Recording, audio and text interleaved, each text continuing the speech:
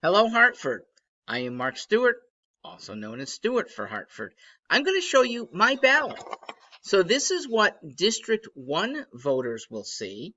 General Assembly District is, yes, I am running for it. So I'm on here. Let me discuss all the candidates. There's 5 columns. I'll go downwards, 5 through 1. Beginning thus with the Registrar of Voters, who doesn't do that much. And in part for that reason, but also in part for a bigger reason, that I don't like the big two parties. The two-party system, we have two strong parties that muscle out competitors. And I think that's regretful. And thus, though Gigi Feliciano and Vanessa Garay Jackson may be very competent, capable women for this post or others, I am going to vote for the petitioning candidate. That's at the bottom of the ballot, Sheila Hall. Please don't neglect the lower part of the ballot. Some of the best candidates for office, the most candid candidates, are usually the ones who are not from the big two parties. Big parties program their candidates. If not directly, there's an orthodoxy that their candidates kind of have to toe that line. Big party candidates sometimes have a thumb on them from the party bigwigs who are tied in with supporters and donors. Independents, petitioning candidates exemplify that, are not tied in. A multi-party system would be much better, okay? I think Europe's countries in parliamentary systems govern themselves better. Israel governs itself quite well, even though it's really fractious with 6 parties that jostle. They defend themselves well, they do social services well, they let businesses, they kind of cut down on businesses a little too much. But on the whole, the multi-party system, which was closer to what the framers envisioned, would be better for us. And thus, Ms. Hall, who I do not know, I've never met her, I've never read anything about her, but she will be getting my vote. Column 4. Well, I'd like everyone to look to column 4G, for good, because that's where your speaker, that is I, Mark Stewart Greenstein, reside. I'm on the ballot against incumbent Democrat Matt Ritter and a challenger 1 column below me, Daniel Adam Piper from the Socialist Resurgence Party. There's no Republican in this race. That's a bad thing because they've given up. They don't want to fight. And it's not that Ritter's so badass.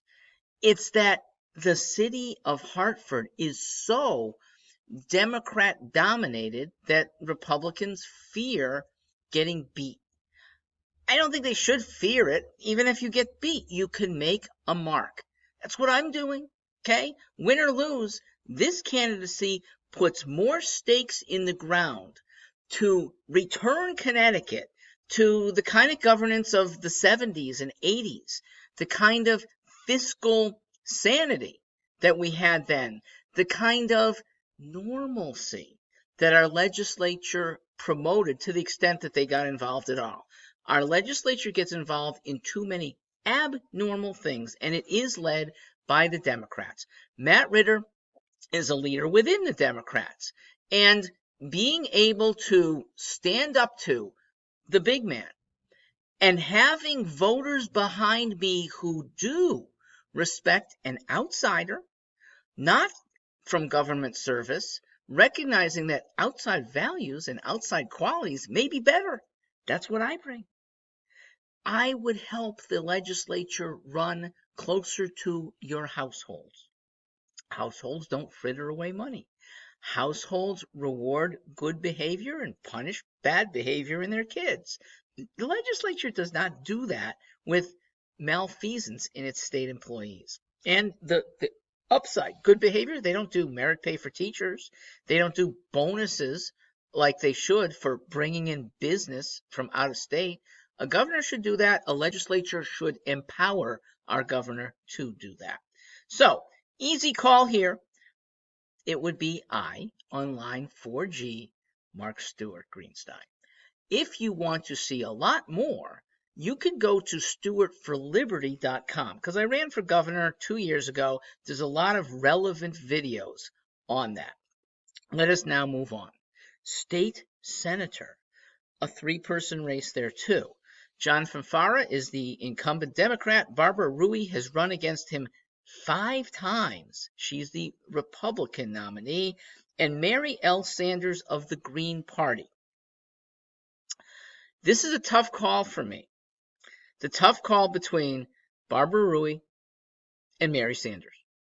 It is not a tough call to get John Fanfara a long-term do nothing. Nothing is actually a compliment. Do bad Democrat, because there are too many Democrats in the legislature that are bringing Connecticut down.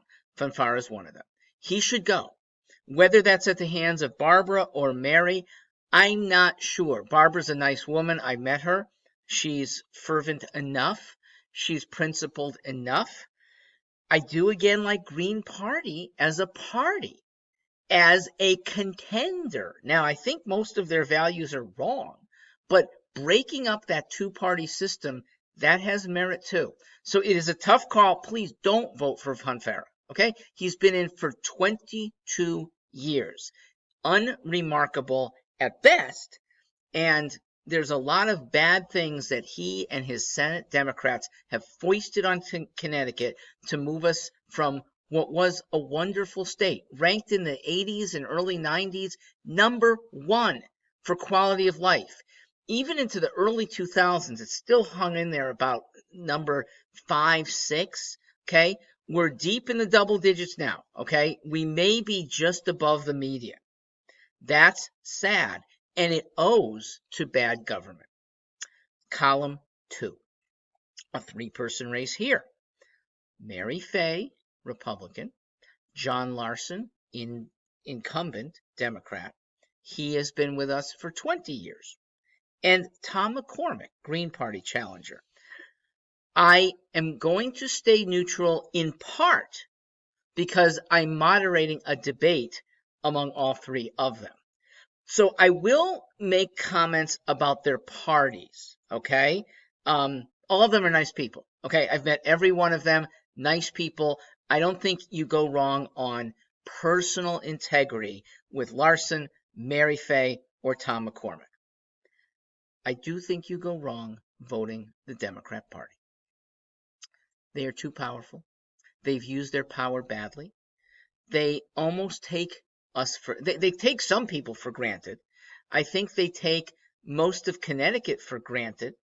And their power is fueled by bad influences, by big campaign donors. They are more beholden to taking money and doing things for those donors than any other party.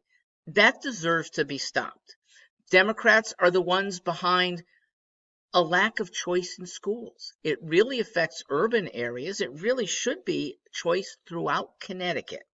Democrats, they're too tied to teachers' unions who don't like the merits of voucher systems to go along with it. Shame on them.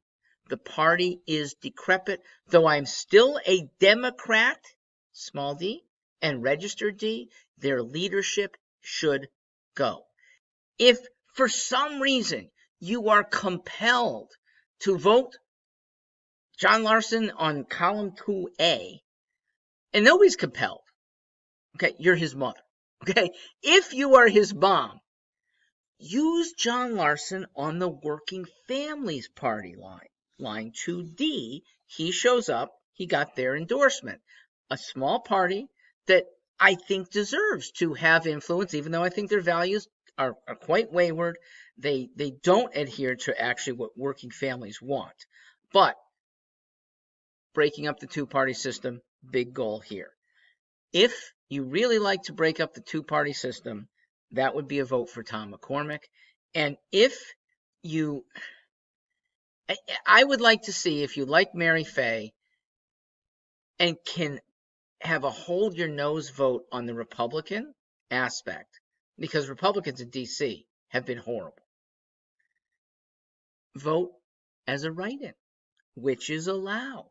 Okay, you can write in Mary Fay, your vote will count because they accumulate, and then you have a vote with more integrity. Now, I'll give you the most integrity. There's a line called Epic Party. Haven't heard of them before. There are candidates who can be on that party line, conservative or liberal, but with integrity, and don't want to be part of either of the two big parties. I created the Epic Party. It's there especially for Republicans who feel tarnished by the Republicans in D.C. When you have a scarlet letter on your back, that's what R is these days in the Northeast. The Epic Party is a possible savior for candidates who want to run with Epic. We'll be here in 2022. I am the only one on the ballot for Epic in 2020. All right, I'm going to save number 1 for a different video. Thanks for listening here. Trump Biden next.